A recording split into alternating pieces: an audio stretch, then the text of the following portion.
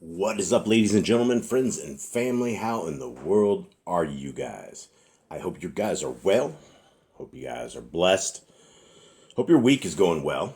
It is the beginning of a lot of work weeks for a lot of us, and it is time we start grinding and doing the job to keep us alive.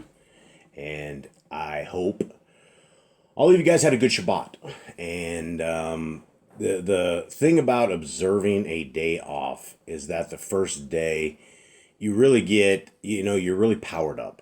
And it's something that when we're talking about a Shabbat, we're only talking about one superpower that you're able to get when you start keeping Torah, right? Every single commandment that you start observing and start keeping powers you up. It is a complete armament setup that once we are fully empowered by the ways of the Torah, it's almost a superhuman thing, because you're not just a living, breathing organism, but you're a living, breathing organism with a purpose for the kingdom to come. There is a plan, and there has always been a plan for mankind to exist with our Creator. It is the fall of mankind, and it is the fall of us into sin, that all of us have broken the Torah throughout our lives. The best thing that we ever had was a Messiah that came and was able to bail us out of the problems that we are in, because prior to our Messiah, the Levitical priesthood was a mess. The entire temple system was a mess. They had profaned it, they had corrupted it, it had gone to the ways, and you can read throughout scriptures of how corrupt it always is. And that's what you end up with, the religious system. Is you end up with a system of people that govern a set of people who have decided to follow them, but they are being governed under corrupt guidelines according to what the Torah laws are. So every single religion that we have takes a little piece of that superpower away, because we have one of the superpowers of eating clean food. When we power up by eating clean food, then we're no longer getting sick from the kind of bacteria that can exist in all these janitorial bottom feeders that will sit and eat decay and bacteria and flesh rot, feces, you name it. Those are the things that are processed differently than any other animal, because most animals will not eat the same kind of stuff that a pig will eat and be okay with it.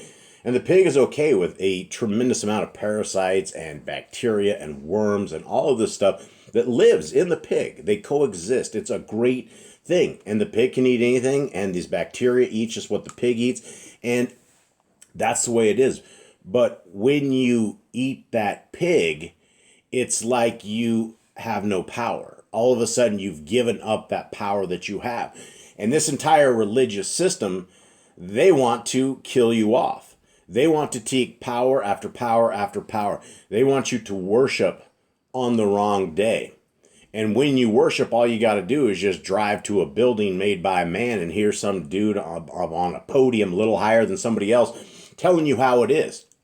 Telling you that grace is here, mercy's here, and that's the end of the line. As long as you can accept what the Son is of the Father, and ask him in your heart, is how they say it, then you're saved. You'll never ever not be saved. That is the answer to their salvation. When very much you look into scriptures, and salvation is by fear and trembling. It is by a covenant path. It is about a group of people who don't look like the world, taste like the world, smell like the world, and they are a different group of people. And so as we walk this Torah path, and as we power up through all this isn't what the Torah is all about, right? The Torah is all about strengthening the physical body, the spiritual soul, and our walk with our Creator. Now, how do you power up? Well, you read scriptures. You start at Genesis and you read the very first page, and you read it slowly, and the next day you read the next couple of pages, and you read it because it's very interesting. It's an exciting book. There's nothing not exciting about scriptures. Even in Chronicles, if you've been in scriptures as much as it is, even when you blow through Chronicles, you're like, oh yeah, this is it. This is what it's all about. So, excuse me, fellas and gals. Powering up is essentially eating the word of our Creator. It is making it part of our ruach. It is making it part of our self and our walk. And so every single day that you read scriptures, you're powering up. You're enabling yourself to power up. And there's never a full-on power up, because every time we read through the Torah, we're going to gain a better understanding of the heart, mind, and soul of our Creator, and understand how He wants us to operate. And so, guys, it is an honor to sit and talk with you all. It is an honor to sit and chit-chat with Torah. Just us sitting here talking about Torah, we're fulfilling the commandment of Deuteronomy 6. It says we're supposed to talk of it as we're going by the wayside, as we're just chit-chatting, going about, because Torah is exciting, right? It is so boring in the Christian religion, where all laws are on the cross. You can do whatever you want. I mean, it's just like the rest of the world. There's no difference between the rest of the world and an active Christian, because by default, a Christian has no moral guidelines that we find in the first 5 books of scriptures. So it is without further ado that I would like to speak a little bit on something very exciting that Yah Scriptures is doing right now. And it was on Friday. It was on Thursday. I was able to gather, after a very good, hard research, every Arkansas death row inmate, including their number. And I was able to get that over into a list. And then on Friday, I composed an email, a big email. We put all the laws of our Creator on it, and we blasted it off. There's 25 of these brothers and sisters that are in Arkansas death row. And it's crazy when you do things of this nature, and it's like throwing a ginormous net out. And, there's a lot to be said for this fishing trip in Arkansas. And I've already gotten, rejection. I've already gotten, thank you. I've gotten mental illness has already replied back, things that are, you could tell these guys are troubled. One guy wrote back, he's like, I hope this isn't a trick. I hope this isn't somebody else trying to trick me. You can see the kind of mental and physical abuse that these gentlemen are under. And this is all anti-Torah stuff, guys. It doesn't matter what these brothers and sisters have done. They're being detained contrary to the Torah. They did not have the correct witnesses to judge them. And then in judgment, if they were absolutely guilty, it would have been a quick death, right? They would have, everybody gone out to the outside of the city gates, and rocks would be picked up, and it would be over. You would bury them before sunset. And that is what the Torah is. And that is how it is. So when you keep these guys sometimes indefinitely on death row, in isolation, in seclusion, it's a hard journey to walk. And I have, in the last 2 years that I have been doing this, I have found myself becoming an advocate of the broken. I am somebody who is very boisterous and very loud when it comes to the injustices that I see in anywhere, in any walk that I've ever seen. I've always been the dude that is doing things, going after the broken, just seeing injustices and willing to jump out. And my family and we've gotten into a lot of issues before. We've had our house raided by the police before, because we got involved in breaking up a pedophile ring. And some things that I saw, that I witnessed, that I couldn't let go. And I drove it to the point where they came guns a-blazing to shut me down. And so it is with this that we are now in Arkansas. And so we need 25 scriptures that we are going to send out in one way, shape, or form. But if anyone can find it in their hearts to help donate to this particular part of the venture, it would be very much appreciated. And for anybody that wants to get into this ministry and has time, this takes time, it takes heart, it takes patience, it takes dedication, and we can pay for the stamps. That is the thing that does cost. but we are willing to pay for the stamps from Yah Scriptures for anybody that wants to join in this endeavor, for anybody that wants to break it down with some of these guys. And, I speak on everything, right? These guys know more about me than you guys will probably ever know about me by far, because I've just put, I save every email that I do, and I have pages and pages and pages of letters and letters and letters. I mean, inside of everybody's folder. It is a lot of writing. And so inside of this, everything we speak about, I'm always wrapping it or involving it inside of Torah talk. Are you guys reading your scriptures? What do you guys think of this? What do you make of this? And you got to realize that some of these guys have been here for like 25, 30 years in solitary confinement. Your mind can escape you. It is a struggle for sanity, and it is something that the more people of saneness that can reach out and help some of this world, it is a good fishing trip. I tell you, out of the hundreds of people that I have encountered, most of them have been incredibly life-changing. And so, guys, Yah Scriptures Prison Ministry, it's taking off. And, if we're able to take Arkansas at some point in the entire prison, we got stuck in Texas.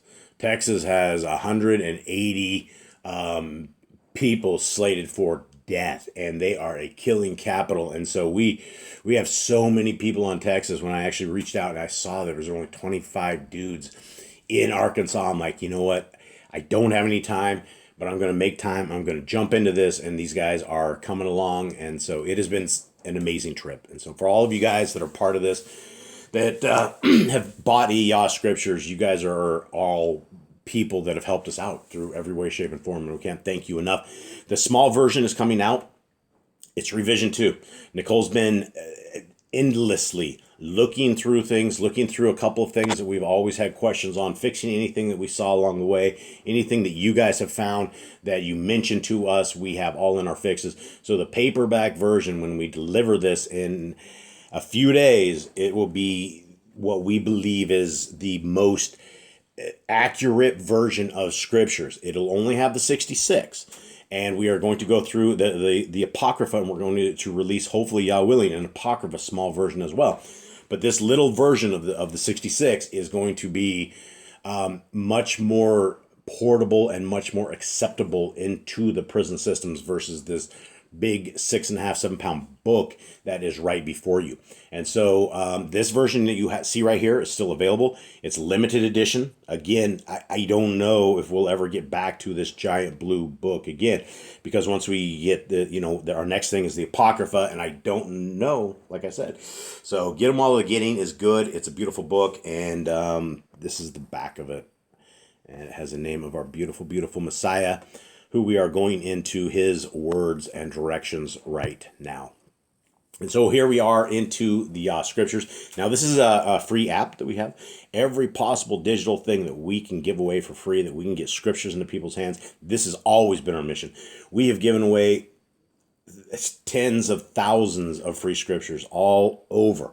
It has just been a very good fishing trip for the word of Yah. And this app is free as well. And this is one that I use every single day. We use on the Shabbats. Everybody's using this. They love it.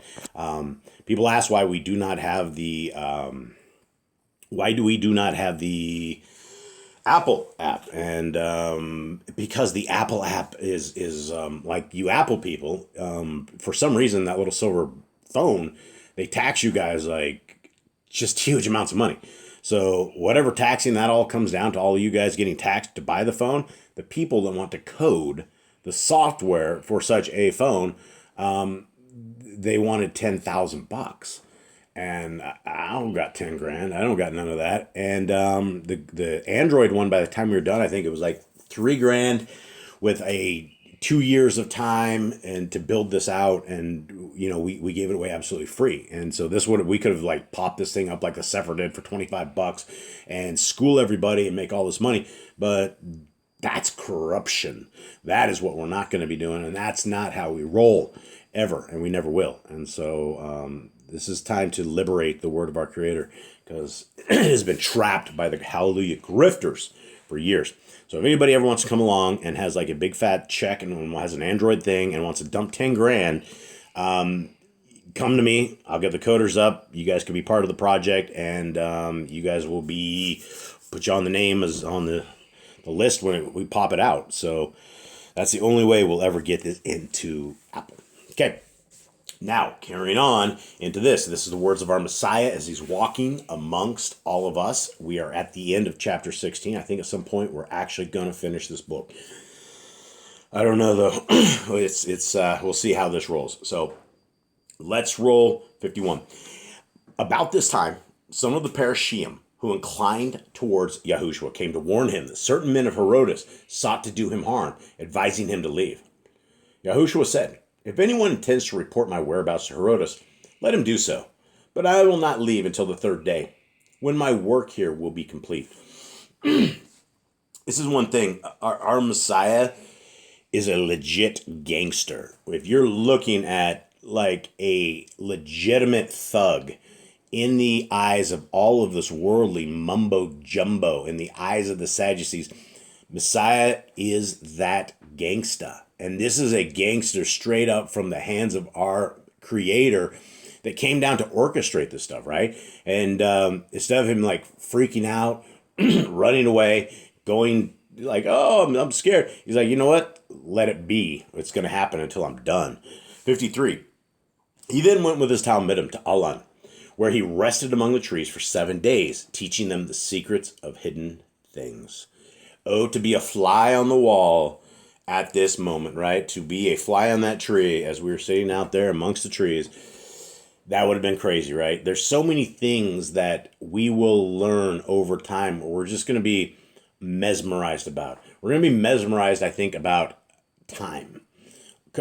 What our time is, how long our Creator's really been in existence, all the crazy stuff. I bet there's all sorts of little things out there and projects our Creator has worked on throughout the years that we will be introduced to when the time is up. We know there's like 7 layers of Shamayim, each layer getting more and more of closer to the glory, to the throne of glory. There's interesting things, right? We're going to be taking some of these Enoch trips or taking some of these trips somewhere out, but there's amazing things. 54. On the 7th day, men of Kodesh came out of Yehuda. And Yahushua said, "Beware of these, for they betrayed their own fathers and pollute whatever is clean." Very important stuff, gangster stuff, right? As Messiah is giving everyone the beware of them. They betrayed their own fathers and pollute whatever is clean. Then Yahushua and those with him departed. Not allowing glimmer for this other than Messiah kept it real. Continue on. Into 17. The Talmidim and followers of Yahushua began to assemble in Capharnaum to make arrangements for the journey to Jerusalem. When Yahushua and some of the 12 who were with him came to the city, it was the 12th month, and the collector of taxes came to Kepha and said, "Is your Adonai liable to pay the dues?" Kepha replied, "No, for he pays the tax imposed on strangers, but he will not make issue over the matter." So 3 of the Talmidim went down to the waters and caught several large fish, which they sold at the market. Then Kepha took the money to the collector of taxes, who tested the pieces and found them good. Now, this is different. We know there were, every year you're going to deal with taxes. And I think this is another event that we hear. But in other scriptures that we hear that Messiah is trapped by some people that are trying to shake him down for taxes. And he sent his disciples to go fishing. And the first fish they found, there was like a coin in its mouth. And so they took that coin and paid their taxes with that. That was one of these miracles. This is one of these pay off your taxes by work. 3 or 4. Sorry, guys. 4. This is sensitive. Next version of this thing, if I ever make another version of it, it's going to be less sensitive. Yahushua was standing nearby, and noticing how adulterated money and coins below weight were rejected, he said to the Talmidim, "Be like the honest coin testers, though testing men instead of money. Weigh all things with care, using a fair set of scales.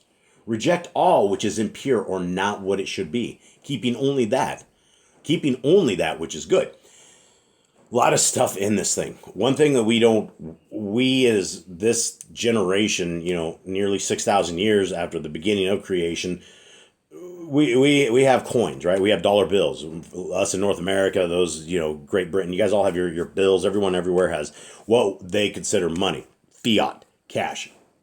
But the days of them testing this cash, these guys were looking, and Messiah was comparing this basically looking at coins. And back in the days, I guess you had to maybe somebody chiseled some stuff off, maybe they're trying to reject some stuff, but it had to weigh, I believe, a certain amount or it was going to be rejected. So Messiah's word to all of us is be like the honest coin testers, which is going to be very probably rare, I would imagine. But we want to be like an honest coin testers, though testing men instead of money. And how do we test people? What is the test that what is Messiah talking about? How do we test people? Well, we have the first 5 books of scriptures. We have the books of knowledge right before our eyes. So we know what it is to be a child of the Most High. We know the laws, statutes, and commandments of a governance system that our Creator has given to us. And those that are in this system and using this system properly are our brothers and sisters. Those are our family, friends, mothers, all of them. This is family to us. And so when we are looking at people, we are measuring them based upon scriptures.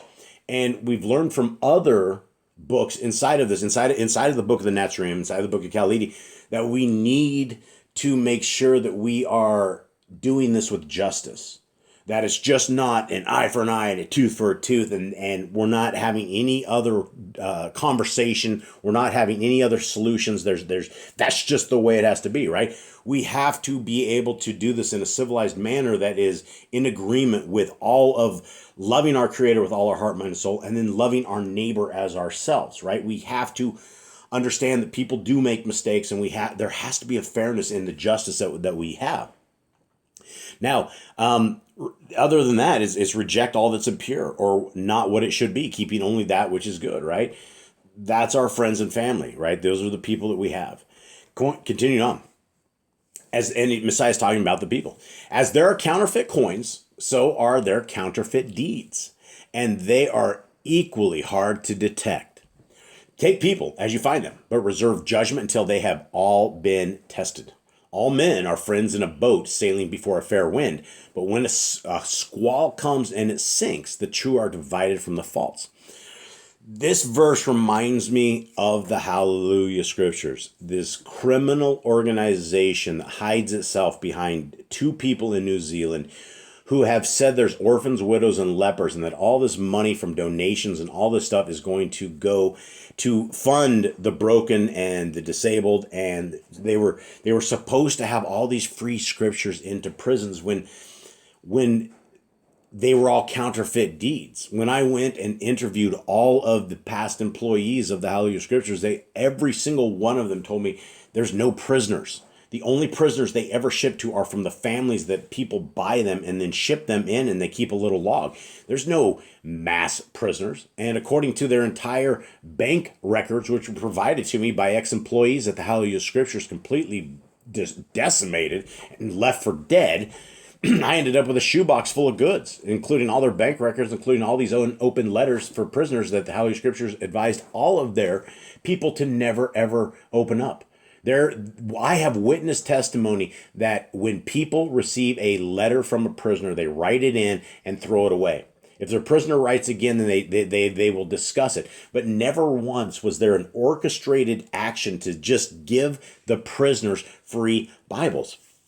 I hope something has changed, but that's a counterfeit deed. And it was hard to detect because there's still so many people that donate to the Hallelujah Scriptures. All the time people are coming to the truth of the Hallelujah Scriptures of what they have done.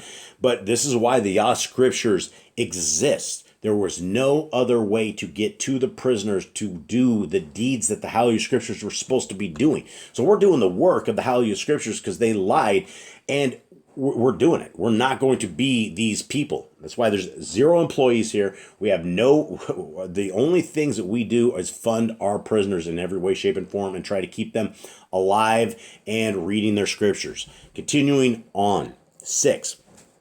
A man stopped Yahushua in the street and said, "They say you know the will of Elohim. What does he require of me?" Yahushua said, "Did not your father Moshe say, 'Hear my people, for this is what your Elohim requires of you, that you honor him, following his path and loving him, serving him with all your heart and soul, and keeping his divine utterances and Torah.'" This is huge, guys, right? This is absolutely huge. This guy is saying right here, what is the will of Elohim? What does he want from me? And guys, this is the same question that if you had our Messiah standing right before you and you say, what is your Father's will for me? This is his answer. And this is the greatest thing, right? This is Deuteronomy 6. This is all the scriptures. This is our understanding of what our Creator wants us to do. Is he wants us to choose him. How do we choose him? Well, we choose him by obedience. We choose him by our love for him. We choose him because we know that what he has designed for us is better than what is they want for us, right? The devil wants us to be in a soulless, hellless, horrible eternity, and our Creator wants those who are willing to choose him to be in a place of righteousness and kodeshness under the leadership of our Messiah. That's what this is all about. And so when our Messiah says, what does our Creator want from us? Hear my people, Shema, hear and obey, for this is what your Elohim requires of you, that you honor him. How do you honor him? By you keeping his commandments, by you knowing his commandments. Do you know the 158 commandments? Have you read Genesis through Deuteronomy at least 5 times slowly? If you get this app or you go to yahuandthetorah.net, I have a list of every one of the commandments that we can keep today. I might have missed something here or there, but bottom line, it is the best list that is out there of the commandments, and we need to know them. We need to write them on our heart, mind, and soul, that we operate our very existence and our life using them, because it's the best way forward. Without them, we are blind men trying to walk through a minefield, and it's not going to work out. So we need to honor him. We need to follow his path. Okay, how do we follow his path? Well, his path has been given to us. It's called the Torah, the great words, the knowledge of amazingness. So we have this, right? Okay, so we're following his path. His path is the Torah. There's no other path except the laws, statutes, and commandments of our Creator. And then loving him is by default. You're not sitting here following his path and ways because you don't love somebody. You love somebody because they have given to us everything. They loved us first. We had a father first. We had a designer and an engineer and somebody who gave us a heart, mind, and soul and a spirit and an existence. He knew what was happening. Messiah probably sat around with his dad as each one of us were being designed, and there is something absolutely special about every single soul that has the ability to take this test upon these lands that we have. You have been chosen. You have been called. And now we have been called back. How do we get called back? Well, by following his path and loving him, serving him with all our heart and all our soul. That doesn't mean just one day a week. That means as we walk to and fro, as we wake up in the morning, we embrace our family into the Torah. We embrace our entire existence into it. We don't make a decision without the Torah. There have been a tremendous amount of business ideas that I have had over the years, and I am a business idea crazed person. We've just done a lot of businesses. The power and glory is all Yah's for giving me the ability to do what we do. But there have been a tremendous amount of businesses that I have not done because it conflicts with the Torah. And if I didn't know the Torah, then I would be out probably poisoning people with a coffee bar right now, right? I would probably be doing things that was not loving my neighbor as myself, trying to make 50 cents a cup, right? There's a lot of different little ideas and things that we've had over the years that are things that make us money, but in the long run, we're hurting people. And so, guys, I think that's it. I think we're going to roll right there because I think that is the most important thing that we could ever possibly do and ever possibly understand is what this man stopped our Messiah in the street and he advised him, right? Look at the Christian religion. This is anti the Christian religion, right? Do you believe that the Christians honor him, following his path, loving him, serving him? They don't. All laws being nailed to the cross is not serving or loving or following his path or even honoring. It's a disrespectful walk. It's something that is like you'd slap your children for being so belligerent. You're like, what in the world, you little brats? My laws are on the cross. Get over here. Grab them by the hair and give them a good old whack, right? That's what it would feel like. And that's why it's good that our Creator has far more mercy than I have, far more patience than I have, far more long planning than I have. And so the plan is and always will be to keep our Father's commands. When we do that, then we qualify ourselves to have a Messiah. When we have our Messiah, then it is by his blood, his sacrifice, his obedience, and his walk, and his torturous life that he had to walk to make it to where he did, that he did it for us. That's quite the feat. We have father and son dynamic duo, and if you need to be part of the party, then we're going to have to keep the commands. It's going to be something we got to write on our heart, mind, and soul. And there's nothing wrong with it, right? There's nothing more alpha male. There's nothing more alpha girl. There's nothing more close to the Kodeshness of our Creator than it is by reading scriptures and knowing them. It's just, there's nothing more. So guys, I hope you guys have a good week. Until next time, I hope you guys are blessed. I hope you guys are praying, reading your scriptures, seeking our Creator. Much love to y'all. I'm out.